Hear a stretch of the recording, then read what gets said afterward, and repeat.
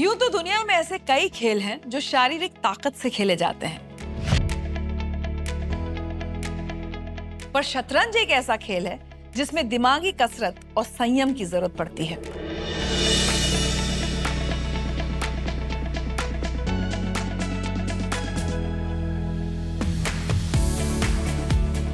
शह और मात का ये खेल आज की तारीख में दुनिया भर के लोगों का पसंदीदा खेल है। हालांकि बहुत कम ही लोग ये जानते होंगे कि शांति और समझदारी भरे इस खेल की शुरुआत लगभग 1600 साल पहले भारत में ही हुई थी। भारत में जन्मा ये खेल दुनिया भर में इतना लोकप्रिय कैसे हुआ? भारत से निकले इस खेल ने कैसे चीन, जापान, रशिया, कोरिया और पूरे यूरोप में धूम मचा दी? कैसे शतरंज बुद्धिमानों का पसंदीदा खेल बन गया और क्यों इसका नाम शतरंज पड़ा? आइए एक्सप्लोर करते हैं।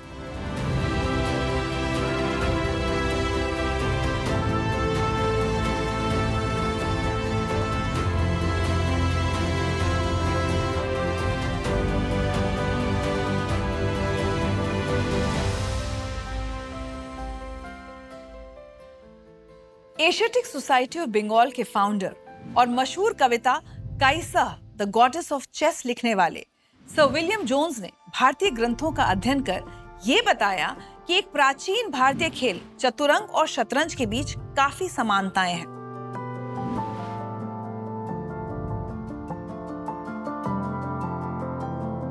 उनके मुताबिक आज शतरंज के नाम से प्रसिद्ध ये खेल 4वीं शताब्दी में गुप्त साम्राज्य में खेले जाने वाले चतुरंग का ही एक नया रूप है।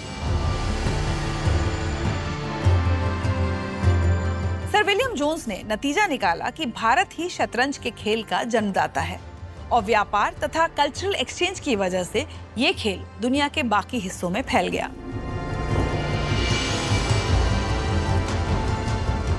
जाने माने इतिहासकार विल डुरांट ने अपनी book the story of civilization में चतुरंग के खेल के जन्म लेने के पीछे बड़ी ही दिलचस्प कहानी बताई है।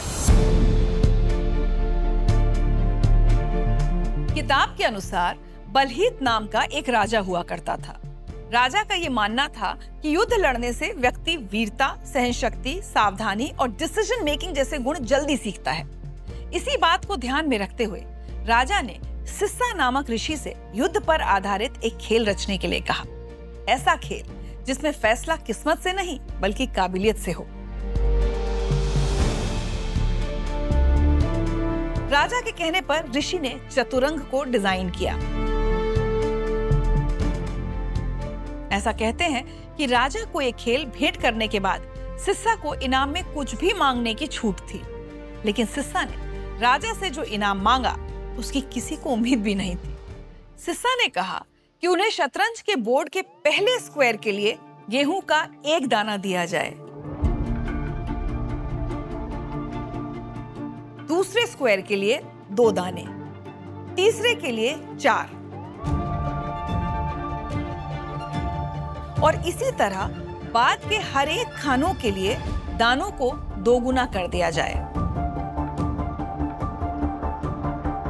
राजा ने इसे एक बहुत ही मामूली इनाम समझकर गेहूं से भरी एक बोरी लाने के लिए कहा, लेकिन 20वें खाने तक आते आते पूरी बोरी ही खाली हो गई।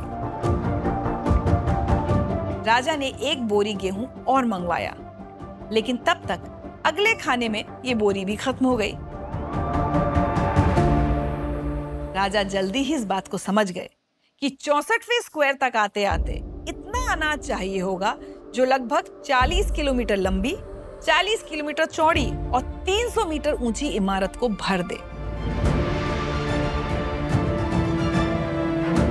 वैसे इस कहानी के आखिर में क्या हुआ, इसकी सच्चाई किसी को नहीं पता, लेकिन कुछ लोगों का कहना है कि राजा ने सिस्सा की समझदारी से खुश होकर उन्हें भारी पुरस्कार देकर सम्मानित किया, जबकि दूसरी तरफ कुछ लोग कहते हैं कि राजा समझ गया था कि समझदार इंसान के सामने घमंड करने का कोई फायदा नहीं।